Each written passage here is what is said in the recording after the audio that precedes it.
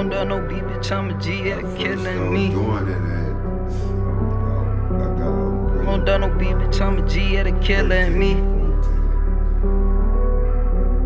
Won't done no beat, bitch, I'm a G at killing me. Straight out the jungle, I'm alive, bitch, I'm playing for the keeps. He heard the bullets, they start hitting, can't squash it is deep. No 223s or watches, whip I'm laying beneath. No shooters creeping with them brooms trying to clean up the street. Bitch, they put money on his head, we put blood on the street. Bitch, I like 50, how many men do it take for the beat? Bitch, I took shower in that bleach. I don't agree with the RICO law. The RICO law takes away people from their families. Just because you're a gang member don't mean you're on demon time. I was raised in the streets, so I know gang members who create peace and take care of their kids and their family and go do 9 to 5s. They ain't shooting, they ain't robbing, they ain't selling drugs.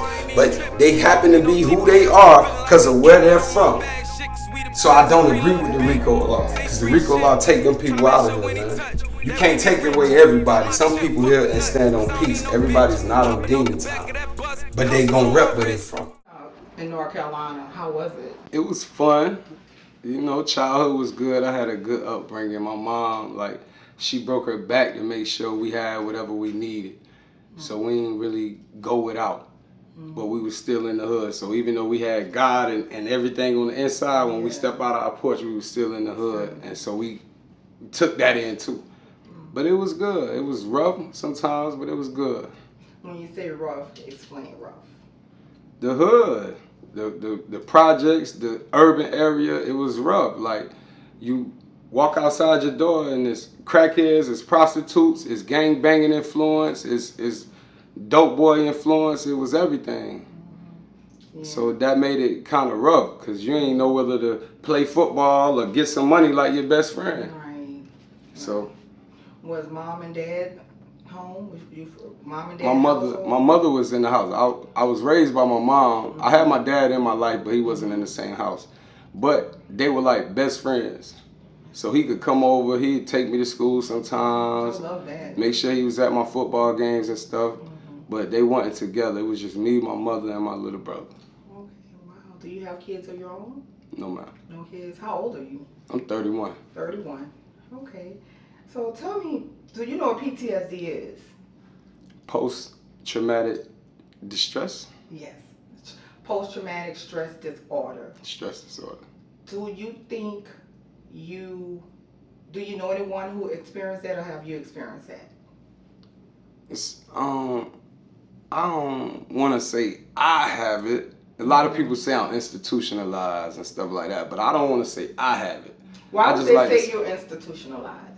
I mean, because certain things you go through, like, all right, I lost my mom, I found my daddy dead, laying on the couch. Like, certain things you go through, it affects you different ways. But me, instead of saying I'm stressed out, or I just look at it like I'm blessed and I'm different. I got a higher calling, so I don't take losing my mom or going to prison in a bad way. I look at it like, yo, you needed this. Because of the things that you love to do and that you were into and that you thought were real and gangster, you needed this. Right, you get what I'm saying? Certain stuff like going to prison, you needed that. How old were you when you went to prison? For the first time? Yeah. I was 21. How old were you for the last time? I was 26. When did you get released? December the 21st, 2020. So you just got released recently? It's been like, it'll be 2 years in December, so It's been a second. How was it going in? Like, what led to going in? Running the streets, selling drugs. I was selling a lot of drugs. I had just got a high-speed chase charge. I was out on bond. Then I got indicted for selling heroin and bonded out on that, and then waited my time, got my lawyer, waited my time, and I had to go in and do it. So it was kind of hard because I was stressed out. I didn't want to leave my family. I didn't want to leave. I was doing music then, but I didn't take it as serious. But I didn't want to leave. I was stressed out, hurting. It was pain. It was pain, but I knew I had to do it. Right. Going in, what was it like experiencing that? Because that was the second time you actually went in for a longer time, right? Yes, sir. The second time. So going in, what was the experience of that? Knowing you had to be there for some years. and trying to, you know, adapt to that atmosphere? What was that like? And how A long part did of you do? How many years did you do? I the just last did 44 time? months. 44 months. Okay. I just did Okay. 44 months. Okay. Going in, it might sound kind of crazy, but you know, you hurting, you stressing because you gotta go do this. You get what I'm saying? And a piece of you, it made it like it was like easier to do it because I've done been to jail a lot of times and I'd have been to prison before, so it kind of made it easier that way because I knew the ins and outs to it, but that's the sad part. Yeah. So I mean, Basically, it was hard. My first year and a half, I was stressed out. I had to really, it took me about a year and a half to get to the point where I realized, okay, Blue, you ain't going nowhere. This is what it is. You ain't going nowhere. Right. So now you just do prison now. Hit the weight pile, you feel me? Don't worry about who writing you, checking the mail list. Don't worry about none of that. You do prison. All right. That was gonna be my next question. Like, did anybody jolt you? Was people there for you, sending you commissary? Like, or did you just have to get it how you live? No, I had a support system. That's good. My aunt and my sister, Mm-hmm. I had a good support system. I had a few friends, maybe 2 or 3, that I could call on. I could call my aunt every first of the month. She gonna send me $50. My sister keep money. You want to thank them? Thank you, Aunt Pee Wee. I love you. You my heart. Thank you, cause you made sure I am who I am today. You had my back, and I want to thank my sister too. Mm-hmm. What's her name? TT. Okay. TT, my homegirl Rick. Them 3 was really with me. Nobody else. My friends, my homeboys, like they slide on you. Let's talk about that. I hear about that a lot. What you want to know? Some guys done told them like they totally forget about it. They forget about them. They give up on you. That's how I go. Out of sight, out of mind.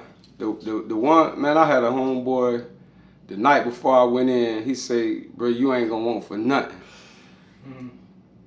And I thank him. And I thank God even more because I didn't want for nothing. My family was there for me. My aunt and my sister, and I had a homegirl named Ricky. They made sure I was straight. You get what I'm saying? Of course, I had times I ain't have money and stuff like that, but I had those 3 that I could call. But yeah, your homeboys ain't your homeboys when you go to the yard. When you get locked up, it's out of sight, out of mind. You ever heard of that phrase? You believe it. Yeah, because like you gotta look at it like what it is. Like you going in, like you can't even put your faith or trust in no person, no man, because you know you in that situation. Woman either. You know, woman, yeah, you in that situation. You got to do that. So whatever they say, it's like you can't even take it in. Like, oh, this is what's gonna happen. This is what they gonna do. Kind of like you gotta just shrug it off and be like, yeah, whatever. If they do it, they do it. If they don't, they don't. I'm just gonna do my time. Yeah. So when you it say took hit me the a year weight, and a half to start thinking like that. Wow. I was still calling and they wasn't answering. Yeah. I'm writing letters, they not writing back. And you checking the mail list every day, and you checking the mail list every day. How do you check the mail list? Some of them have JPay, which y'all had. In North Carolina, they put a list up. It's like outside of the dorm, you got a control booth, and they'll have a list. When the mail people come in, they'll stick the list up, and everybody, I don't care if you got 30 years, it's people in there checking that mail list every day that ain't got a letter in 10 years, but you never know. You get what I'm saying? It might be your time to get mail. So everybody in the dorm going to check that mail list every day. Wow. That's how they do it. They just put your name up. If your name up there, you got something. If not, you don't. I wanted to ask you, where did you get your name from, Frankie Blue? Frankie Blue. Frankie as in Benjamin, Blue as in 100. You really want to know like the true story? Like, yeah. All right, like I was drinking. I was with my family at my family house on Queen Street, 8, 9, 10, and I pulled out some money. I pulled out some drug money. I was doing my thing. I pulled out a couple thousand. And my cousins, you know, everybody drinking, having a good time. They like, okay, I see you with them blue faces, them Frankie Blue, and I just ran with it. And how old were you? I was probably like 24, 25. Okay. Yeah, I ain't had that name too long. Okay. When did you jump in the dope game? When did I start selling dope? Yeah. Or like weed, Like all whatever, that? Whatever. Like. I was about 15, 16 in middle school. I remember being in middle school. Me and 2 or 3 of my partners, we had the school on lock. We was like literally getting half a pounds of weed in. Like we selling weed to all our classmates at the bus stop. It was middle school for me. Wow. Wow. And then, yeah, that's what happened. So you grow up, you're like 26, you're in the game, and what was it like? What was the people like dealing with it for as like doing transactions, anything like that? Was you scared to do transactions with certain people? Was it all love? Did you trust people that you were dealing with? You don't start getting scared until you start catching felonies. Mm-hmm. The more felonies you get, the more aware you be. Mm-hmm. You get what I'm saying? At first, it's like, it's nothing. We getting money. Like, it was all good. But then, okay, I done been locked up. I done got 2, 3 felonies. That's when it start. For me, that's what did it for me. Mm-hmm. I know some people who still don't care. You gotta be more cautious on how you move. Yeah, of course. Yeah. And we still did it. Like, I still go sell heroin knowing, like, man, this white man might set me up, but we got to get this bread. You feel me? He been calling me. I think he good. You get what I'm saying? Yeah, but at the that's back how of it your be. head, That's how it be, because you thinking, oh, he could probably be the one that send me on up the road. Or it might be a good that's move. how it be, too. You know. Did anybody ever rat on you? My clientele, like, not none of my homeboys or nothing, but my clientele did. Okay. Like, this last prison bit I did, I got indicted for selling heroin. He was somebody that I used to deal with a lot. You get what I'm saying? I don't know, he must have got pulled over with it and decided to take me down. But yeah, he did. So his name was in the paperwork? Nah, he was a confidential informant, but I knew who he was. Okay. Because they said you can tell just by a certain situation. Yeah, when you talk to your lawyer, yeah, y'all had a paid lawyer. When you talk to your lawyer, like, you know, they got the video, everything. He had a camera in his watch. So as I'm sitting in my driver's seat making a transaction, he got me on, but I'm not paying. I'm trying to get, you feel me? Yeah. So he had me on camera. Like, and my lawyer, when you talk to your lawyer, they're going to show you the video of you making the transaction. You get what I'm saying? So I knew exactly who did it. But their name, they don't display their name because they're a confidential informant. Right. But when I see the video, I knew exactly who it was. So, during your time coming out home, now you in a different mindset. What's next after you get home? Like, what was the mission? What was the plan? This time around, yeah. the goal was to do everything right and take my God-given gift and embrace it. My first time going to prison and the other 12, 13 times I've been to the county jail, I never thought like that. I always try to be smarter than the law. Yeah. Man, I'm gonna do it this way so I don't get caught. I ain't gonna deal with certain people. I ain't gonna be flashy. That was my mindset. I always knew I was gonna get out of jail every time and sell drugs. Wow. I always knew it. Right. But this time, I knew, Quan, you know what? You can rap. You can do music. And you get love doing it and you good at it. Yes, you are. You get what I'm saying? So I'm gonna do music. Yes. I don't care if I gotta work a 9 to 5 That's right. and just rap. That's what I'm gonna do, and I'm gonna see where it take me. Yeah. Right. Yes. And it got me here talking with y'all. So what are you working on now? I got a project coming out called I'm the One, a new mixtape, and I'm pushing my current mixtape that I released called Born Rich. Born Rich. Tell us a little bit about it. About Born Rich? Yeah. Born Rich. What's the story behind it? I called it Born Rich because mentally, physically, and spiritually, we were born with everything we needed to win. I'm not a multi-million-dollar guy right now, but I truly believe in my heart. If I keep working and trust God and believe in myself, it's coming. That's right. Yeah. It's coming. And can't nobody tell me no different. So I called it Born Rich. I like that. I love it. Born rich. We And all so I'm born pushing rich, that. but it's up to us to make it really come to Fruition. Fruition, yeah. Yeah. Yeah. You know what I'm saying? Who was your favorite rapper? I got a few, but I Your top- love your top 3. top 3. Meek Mill, Nah, that's one of The mine. Baby, That's one of mine. Jay-Z. Okay. I like that pick. All right. I Okay. like that pick. Who would you like to work with? Jay-Z. Mm-hmm. Most definitely. Mm-hmm. Billionaire status. Yeah. What does justice mean to you? Everything.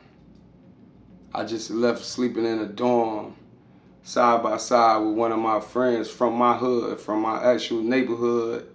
Like, we was out there doing what we do together. He older than me. I'm like, little bro, he big bro. Yeah. And then years later, now I hit the same penitentiary that he's on, doing a life without parole sentence, and he's an innocent man. I believe that. And I say that because, like, I was in there with him. I read the paperwork. I see that the Innocent Project. I see these people contacting him like, yo, you took a bad deal. He was innocent, but we live by the street code. You know, it's don't say nothing. So he didn't say nothing. And they offered him 10 years. He said, no, I ain't kill nobody. I'm going to trial. They gave him life without parole sentence. So he coming home. From my point of view, he coming home. He is. I read the paperwork. I seen the people that was coming to visit him, letting him know, like, bro, you good. It's a process. You gonna have to sit. It's a process. But you coming home. Right. Free Monte Murray, man. Twin Bull. Free Monte Murray. You coming home. You're coming home. Believe that. Yes. When the last time you talked to him? About 3 weeks ago. 3 weeks ago. He don't like to call a lot. Really? He'll call me once a month to check on me and make sure I'm doing music, and he keeps reminding me, bro, you're going to win, keep doing music. But he don't like to call a lot. He stay away from the phone because it make him feel some type of way. It does, yeah. Some of them, it does. So what is it like living here in the ATL for you? I love it. It's faster than where I'm from. But I like it because of what I'm into, what I'm doing now is the perfect city. Right. Yeah. Like, I do music, so when you do music, Atlanta got opportunities. I wake up to opportunities, thank God. Yes, thank God. So it's not like that in North Carolina. I can imagine, no. Yeah. Right. Do you think everyone deserves a second chance? Everyone deserves a second chance. I agree. Everyone deserves a second chance. I don't care what you did. Who are you to tell somebody that they haven't changed? I agree. I agree. Who are you? Yeah. What do you think about the RICO Act? The RICO Act, I feel like this. I don't like it. I don't like the RICO Act because me personally, I grew up in a gang-banging environment. Family members, friends, men or women. Like, I don't like the RICO Act because it affects different people. You don't know what somebody is doing. Yeah. They only go by, like, what they hear. You get what I'm Right, saying? Oh, right. he a big this, or he done did this or did that. But you don't know what people really be doing. Yeah. They could tell you, oh, he's a big time drug dealer. He's a big time gang member. But I personally, long live Thug, Corey, I personally know people who really in the streets. I mean, they did their thing coming up young and got the respect that they got, but they were about peace. Right. Long live Thug, Thugger Man. Thugger Man stood for peace. Thugger Man stood for GD. He was GD, he stood for peace. They killed my boy like a year and some change ago. He was from North Carolina? He was from Wilmington, North Carolina. You get what I'm saying? But I don't like the RICO Act and stuff like that because he stood for peace. Yeah, it's another form of slavery. He was the first one to bring a Crip and a Blood and a GD together. Yeah, wow. He the first one to do that. Bro, let's get some bread. We ain't beefing. We ain't stand down. We ain't on that. Everybody don't got that mentality. Like, I was raised around gang members. Yeah. Everybody not like it. Some people on demon time. And GD mean gangster's disciple, correct? GD mean growth and development. Really? Okay. See? You learn something new every day. So growth and development, that was the name? That's what GD stands for. Wow. See, my neighborhood where I come from East Wilmington. You know, you got like south side of the city, north side, east side. I come from the east side of Wilmington, North Carolina. Okay. And so I was raised around a lot of GD. My whole area is GD and Crip. So, like, you know different things and you learn different things because you grew up in it. Yeah. That's just like if you was around chefs and cooks all your life, your family members to your friends, everybody love cooking. You're gonna know how to put seasoning on chicken. Right. Mm-hmm. Yeah. So it's the same thing. Right. But me personally, I don't gangbang. Never did, never will. I don't care what you is. I stayed away from that through the grace of God. Through the grace of God. Why did you do this interview? Because I looked at it as, first, a blessing. And second, it's a chance to get my voice heard through you guys' platform, through your platform. So I'm about spreading my voice, spreading my word, my inspiration, my motivation, and the glory of God. Yes. That's why I decided to do this. Ooh. What do you see in your future? Prosperity, success, greatness. Yes. I'm here to uplift my people, the ones that come from where I come from. Elevate. That feel like it ain't no other way. Ooh. That's the goal. That's the goal. What do you want the end of your story to be? My legacy, Yes. he was a God-fearing man. He worked hard, he loved his family, and he did everything he could to help. Yes. That's awesome. That's gangster to me. That's awesome. That's awesome. That's everything. That's like buttermilk and strawberry jam. I mean, buttermilk biscuits and strawberry jam. There you go. That's everything, you know? Wow. I'm so happy you met with us because I'm telling you, you tore that stage up. Thank you. It was like the hunger. Like, you would not, like, I got an opportunity and I got this mic and I'm about to go. Because you rap, you flow for about, what, 2-3 songs? 2. I had 2 songs. Yeah. It was fire. I was like, yeah, I got a show at the end of this month too. 9/28 and 9/29. I'm performing. Yeah. 9/28, 9/29. We at the BET Hip Hop Awards Experience, and we will be attending the BET Hip Hop Awards 2022. So, Hey. follow me on Instagram at Frankie Blue 910, and y'all can get all the details of that. Get the tickets on Eventbrite. It's going down. That's big. Congratulations. Thank you. Congratulations. Yeah. Look where you come from. Look where you at. Look where you're going. You can see it. You can see where you're going. Yeah. You're determined. Thank you. You're determined. Wow. So, like I say, we like to end this off with a freestyle. Give the fans what they want to hear. God saved me when he placed me in that institution. And plus he gave me what I needed just to get me through it. I know they hating and motivate me to make this music. Come from a place where they usually waiting to see you lose it. Don't understand me, I don't expect you to comprehend. Cause we unequal and mentally I am not your twin. Rocks in hand, was dodging them cops again. I wasn't playing, was spraying, you heard shots and ran. I had 100 kill hustling till I got a band. I got a plan, make each and every dollar expand. These niggas saying they tell you this and they tell you that. But he was telling too, I bet you he ain't tell you that. They ain't send that paper through and she ain't mail you back. If it's about Skrilla, my nigga, I'm anywhere it's at. But anyway, we strapped. So I'm coolin', nigga. My gun a U-Haul truck. This shit a mover, nigga. They told me rap about something different. All your shit the same. But if I spit about different shit, how you gon' get the game? See, it's love when you winning. But don't forget the pain. Cause in the streets it get tricky. You go through different things. See, you might trap with a nigga and he might give you a name. You fall in love with them bitches and she might give you brain. You go to jail for that dope, she probably switching change. You let that nigga in the whip and now he switching lanes.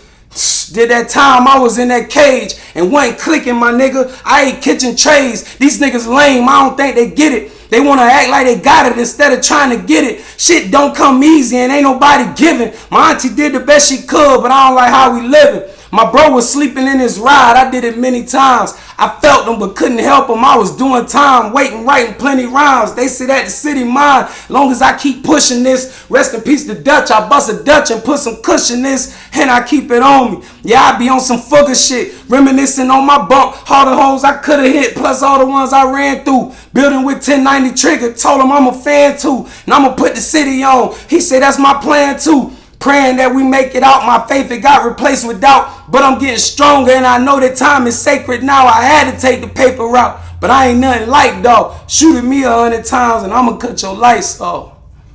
Ooh. You know what the fuck it is.